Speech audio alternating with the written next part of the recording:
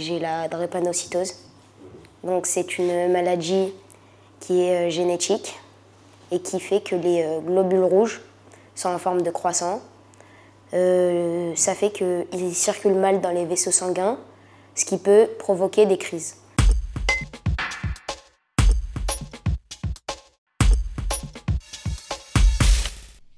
La drépanocytose est une maladie qui favorise les infections et qui provoque une anémie et des douleurs sous forme de crises récurrentes. C'est une maladie congénitale qui est transmise par les deux parents et qui peut donc toucher plusieurs enfants d'une même fratrie. C'est une maladie qui peut être vraiment grave, sérieuse et qu'on soigne dès la naissance. La maladie est dépistée dès la naissance à la maternité avec le test de Guthrie qui est réalisé au talon du bébé. Cela permet de proposer un traitement très rapidement.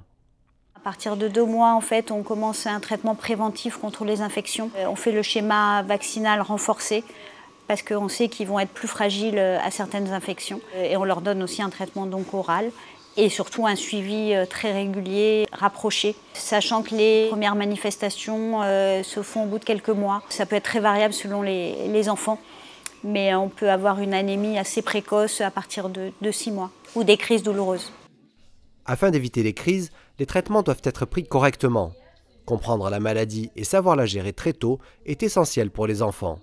Pour cela, le service d'immuno-hémato-oncologie pédiatrique de l'hôpital de la Timone a mis en place des séjours d'éducation thérapeutique en partenariat avec l'association Sourire à la vie. Au départ, on a commencé par faire des journées d'éducation thérapeutique. Et puis, ça a très bien fonctionné. Les enfants étaient contents de venir. Et on s'est rendu compte que sur une journée, ce n'était pas suffisant. Donc, on a augmenté nos séjours à 3 jours. Et on propose à des enfants qu'on voit lors de consultations, qu'on voit lors des hospitalisations 2 jours, avec les familles aussi. Il faut créer un lien de confiance qui nous laisse les enfants venir 3 jours à l'extérieur de la maison. Pendant ces séjours, de nombreux ateliers sont proposés aux enfants. On leur dit que c'est un endroit pour rencontrer d'autres enfants qui vivent la même chose, qui ont la même pathologie. On va en apprendre plus sur la pathologie sous forme de jeu.